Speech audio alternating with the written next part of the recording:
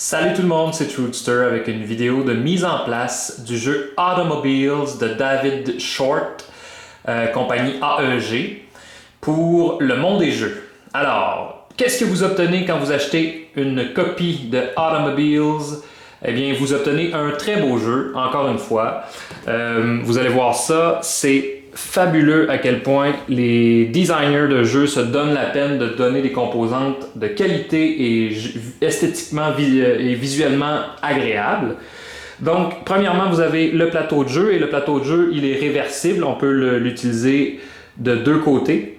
Vous avez 5 petites voitures comme celle-ci. Alors, je vous montre ça comme ça. Alors, 5 petites voitures qui vous servent de pions de joueurs.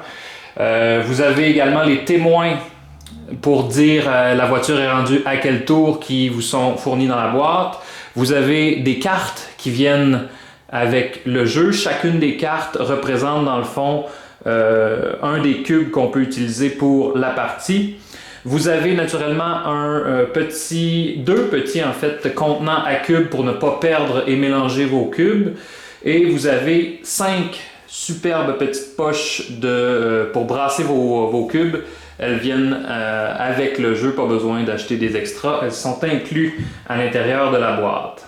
Alors, comment on met en place une partie de Automobiles? Premièrement, il faut se poser la question, est-ce qu'on fait une partie longue ou courte? La partie longue, c'est une partie où on va faire plusieurs tours de piste. Et la partie courte, c'est une partie où on fera moins de tours de piste naturellement.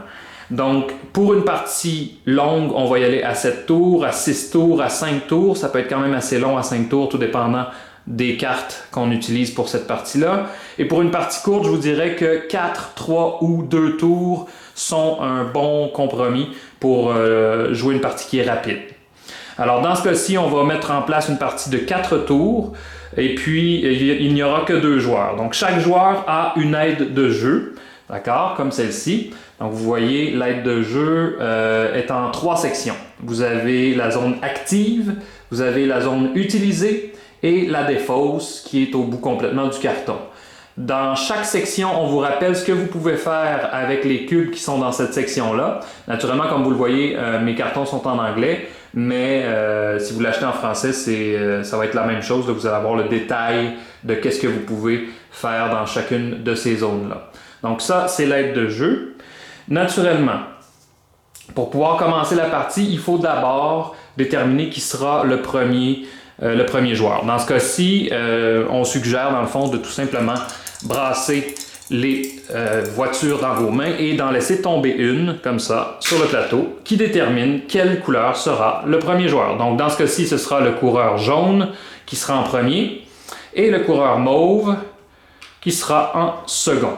Vous avez remarqué que sur le tableau, il y a une valeur P1 pour premier joueur, 10 $, P2 pour deuxième joueur, 11 $. Qu'est-ce que ça veut dire? C'est qu'au tout début de la partie, il faut dans le fond, personnaliser votre sac de cartes, votre sac de petits cubes dans le fond. Comment on fait pour personnaliser ça? C'est avec justement les 10 $ qui nous sont attribués quand on est premier joueur ou les 11 $ qui nous sont attribués quand on est deuxième joueur qu'on peut le faire. Mais avant d'expliquer comment je vais faire pour monter les deux différents sacs, ce que je vais faire, je vais vous expliquer pour cette partie-ci quelles sont les cartes disponibles. Parce que dans Automobiles, il faut penser que chaque cube qui est dans notre sac, chaque petit cube comme celui-ci, représente dans le fond une des cartes que vous voyez sur le plateau. Alors, je donne un exemple. Il y a de ce côté-ci les cartes de vitesse. Donc, les cartes de vitesse, il y en a 4. Il y a la première vitesse, la troisième vitesse plutôt, troisième vitesse que vous voyez là. Et sur chaque carte, vous allez toujours voir en haut à gauche la valeur d'achat pour ce cube-là. Donc, si je veux acheter une troisième vitesse, je dois payer 1 $ pour mettre un cube blanc dans mon sac. Et l'effet d'un cube blanc, ça dit de bouger d'un espace blanc sur le plateau. Alors, il y a le même principe pour la quatrième vitesse. La quatrième vitesse, ce sont les cubes gris pâle. Donc les cubes gris pâle, eux, coûtent 2 $, mais vont vous permettre de bouger d'un espace sur les espaces gris pâle du plateau de jeu. Et vous aurez, quand vous achetez un cube gris pâle. Vous avez remarqué une petite différence entre les cartes de troisième vitesse et de quatrième vitesse. En bas complètement, ici, il y a un symbole de dollar, alors que lui n'en a pas. Ce symbole de dollar-ci, ce qu'il veut dire, c'est que mon cube gris pâle, peut être échangé dans la partie pour 1 $ d'achat supplémentaire. Vous allez voir quand je vais expliquer les règles, qu'est-ce que ça veut dire, là. Mais cette valeur-ci, c'est la valeur, si on peut dire, d'échange. Et cette valeur-ci, c'est la valeur d'achat, la valeur qu'on paye pour acheter un de ces cubes-là. La valeur d'achat et la valeur d'échange ne sont pas liées l'une à l'autre. Donc, ce que ça veut dire, c'est que quand vous achetez un cube, vous n'avez pas à dépenser ces sous-là, il faut juste dépenser ces sous dans le coin en haut à gauche. Et quand vous échangez votre cube, vous pouvez juste échanger le cube pour la valeur qui est inscrite ici. Donc, cube gris pâle, 1 $ d'échange. Voilà. Alors, si on va voir les autres. Alors on a la 5e et la 6e vitesse qui sont les vitesses les plus performantes du jeu. Alors on regarde la 5e vitesse. 5e vitesse, ça coûte 3 $ et c'est un cube gris foncé. Chaque cube gris foncé permet de bouger sur un espace gris foncé naturellement. Et chaque cube gris foncé peut être échangé pour 2 $ dans la bonne phase du jeu. Le cube de la 6e vitesse, c'est le cube noir. Il peut être échangé pour 3 $ et on doit l'acheter pour 4 $ et il nous permet de bouger sur un espace noir. Donc voilà qui est fait pour les vitesses. Vous aurez également une carte qui explique qu'est-ce que les cubes bruns veulent dire. En général, les cubes bruns, on n'aime pas ça dans le jeu Automobiles. Les cubes bruns, c'est de l'usure. L'usure, c'est quelque chose qui va ralentir votre voiture pendant la partie, donc on ne veut pas en accumuler. Là, vous allez me dire, pourquoi je voudrais acheter de l'usure à 2 $? Eh bien, il y a certaines configurations de cartes, là, vous voyez les cartes de couleurs qui sont de l'autre côté ici, là, toutes ces cartes de couleurs-là, il y a certaines configurations de cartes qui peuvent exploiter le fait qu'on peut acheter de l'usure. Donc, ça a l'air un petit peu bizarre, mais vous verrez en jouant plusieurs parties, ça commence à être logique à la longue. Donc voilà, vous pouvez déplacer ces cartes-là sur le côté du plateau, comme ceci, pour vous rappeler qu'est-ce que chacun des cubes vaut, d'accord? Et vous avez aussi 5 cartes d'utilité dans le jeu, des jaunes, des vertes, des mauves, des bleus et des rouges. Les jaunes sont des cartes qu'on appelle les cartes garage. D'accord? Les cartes garage, ce sont des cartes qui vont vous permettre de bouger un petit peu les choses dans votre pile, de faire des effets, comme par exemple cette carte-ci coûte 2 $ à l'achat, peut être échangée pour 2 $ quand c'est la bonne phase, et elle permet de faire plusieurs choses. On peut enlever un cube de la pile active, donc je vous avais dit tantôt, la pile active, c'est la pile qui est ici, donc je pourrais retirer un de mes cubes de la pile active, et ensuite, je l'enlève complètement de ma pile active. Donc, qu'est-ce que ça fait? Ça fait que je peux me débarrasser d'un cube qui ne me sert à rien, qui serait dans ma zone active. Et ou, je peux mettre un cube de ma zone active ou de ma défausse, donc un cube d'ici de la zone active ou de la défausse, je peux le mettre dans mon sac pour piger plus tard. Donc, la carte jaune va permettre en fait de gérer un peu les cubes sur mon aide de jeu. Okay? Ça, on le verra plus à fond qu'est-ce que ça fait pendant l'exemple de partie. La carte verte, qui est une carte d'engrenage, pas d'engrenage, mais c'est ça, d'engrenage, les vitesses d'une voiture. Ce qu'elle fait, automatiquement, quand je joue un cube vert, je gagne un cube d'usure. Mais ça me permet de bouger d'autant d'espace gris pâle que ma position sur le jeu. Je donne un exemple. Si c'est le joueur mauve qui joue un cube vert, alors le joueur mauve, grâce à son cube vert, pourrait bouger de 2 espaces gris pâle grâce à un cube vert.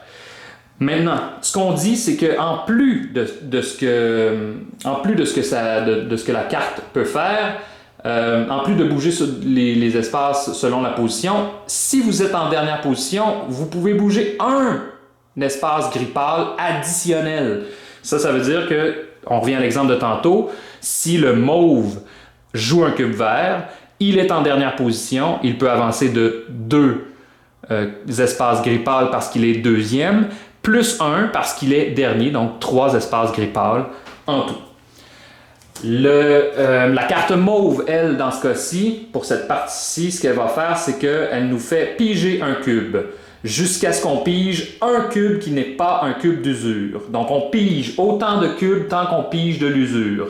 On pige de l'usure, on continue à piger. Si je pige un cube qui n'est pas de l'usure, alors là, par contre, j'arrête de piger. Et après ça, ça me permet d'enlever tous les cubes d'usure que j'ai dans ma défausse. Donc, ça représente un peu le fait que je m'en vais au puits et je fais réparer ma voiture. Donc, la carte mauve, très utile pour se débarrasser de l'usure qui nous ralentit. La carte bleue, c'est une augmentation du moteur de votre véhicule. La carte bleue va permettre d'aller plus loin, plus vite. Alors, dès qu'on joue un cube bleu, on gagne 1 d'usure. On vérifie si sur notre plateau, sur notre planche, nous avons plus de cubes bleus que tous les autres joueurs autour de la table en individuel. Ce que je veux dire par là, c'est que si on joue une partie à 3 joueurs, que moi j'ai 2 cubes bleus sur mon plateau, mais que mes deux adversaires ont, par exemple, un cube bleu puis un cube bleu, on ne combine pas leurs cubes bleus contre mes 2 cubes bleus. On vérifie si un des joueurs a plus de cubes bleus que moi sur son plateau. Si c'est le cas, la carte n'a pas d'effet. Là, je ne peux pas l'utiliser pour son effet. Si je n'ai pas plus de cubes bleus que les autres,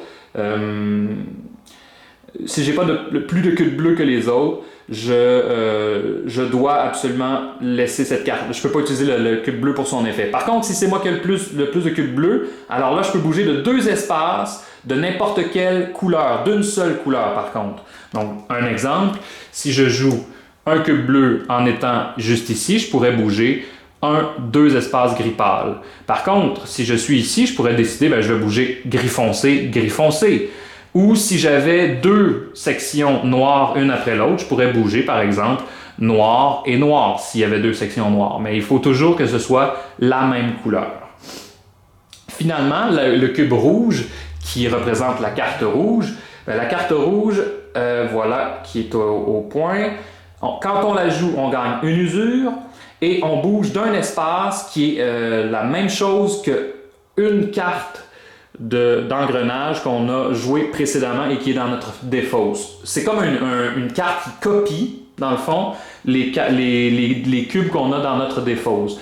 Mais elle peut juste copier, elle peut seulement copier les cubes blancs, gris pâle, gris foncé et noir.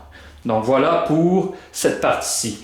Ce qui est bien dans le jeu Automobiles, c'est que des cartes comme ça d'utilité, des cartes jaunes, des cartes vertes, des cartes mauves, des cartes bleues et rouges, il y en a 4 de chaque couleur. Donc vous pouvez faire plusieurs combinaisons pour changer le type de partie que vous jouez. Combiné au fait qu'il y a 2 plateaux, 2 circuits différents, ça fait une rejouabilité excellente. Donc, on revient à la mise en place. Chaque joueur, au début de la partie, reçoit 5 cubes blancs, 2 cubes gris pâle et 5 cubes jaunes. Ça, c'est indépendamment de la configuration de cartes qu'il y a pour une partie. Donc ça, c'est automatique. Au début de la partie, tout le monde reçoit ça. Maintenant, je vous ai dit tantôt que le premier joueur pouvait personnaliser son sac de pige. Il a 10 $ pour le faire. Alors, je vais le faire rapidement. Ce que je vais faire, je vais d'abord prendre tous les cubes, d'accord? Et je vais les mettre dans le sac pour piger, comme ceci. Donc voilà.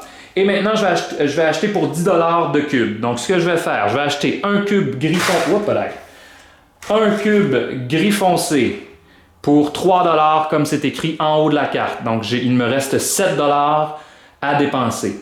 Je vais acheter ensuite un cube vert pour 3 autres dollars. Il me reste 4 $ à dépenser. Je vais utiliser ce dernier 4 $ là pour acheter 2 cubes gris pâle à 2 $ chacun. Donc, si on fait le total, 2, 4, plus 6, ça fait 10. Je mets ces cubes-là dans mon sac et je brasse comme il faut. Donc on brasse le sac et on pige pour commencer, pas pour commencer, mais à tous les tours, quand c'est le temps de piger, on pige 7 cubes. Donc pour le premier tour, les cubes qui seront disponibles aux joueurs jaunes, ce seront, voilà, 1, 2, 3. Je les mets dans la zone active. 4, 5, 6. Voilà. Et le 7e cube disponible, le jaune, pour le joueur jaune. Voilà. Le joueur mauve, lui, on avait dit que comme il est en deuxième position et que c'est un désavantage parce qu'il est une case derrière le joueur jaune, bien, le joueur mauve a 11 $ au lieu de 10 $. Alors le joueur mauve, lui, va prendre une autre stratégie. Il va aller pour le bleu. Il va dépenser 5 $ pour le bleu. Il lui reste 6 $. Avec ces 6 $, il va décider d'acheter 3 cubes gris pâle. Donc, 3 cubes gris pâle à 2 $ chacun, ça fait un total de 11 $. On prend tous ces cubes, comme ça. Voilà. Et on met ça dans sa pochette. On brasse comme il faut. Voilà, c'est brassé. On brasse, on brasse, on brasse. On ne peut pas regarder à l'intérieur de la pochette, vous aurez compris. Jamais, en aucun cas, on peut regarder à l'intérieur. 3 cubes sont pigés. 1, 2, 3. 4, 5, 6. Et finalement, 7. Voilà. Super! Alors, pour ce qui est de la mise en place, j'ai donné la carte aussi du premier joueur au joueur jaune, parce que c'est lui qui est en premier. Il faut savoir une chose dans le jeu, quand le premier joueur à faire tous ses tours, à traverser la ligne d'arrivée, va faire en sorte qu'on va arrêter la partie. Mais les joueurs qui n'auront pas eu le temps de jouer leur dernier tour pourront jouer leur dernier tour, peut-être en espérant battre le joueur qui a traversé en premier la ligne d'arrivée. Parce qu'il faut savoir une chose, pour gagner à ce jeu-là, il ne s'agit pas juste de traverser la ligne d'arrivée après tous les tours, il s'agit aussi de se rendre le plus loin possible après la ligne d'arrivée pour permettre de briser l'égalité, par exemple. Si deux joueurs dans le même tour traversent la ligne d'arrivée, alors pour briser l'égalité, c'est la personne qui se rend le plus loin sur la piste.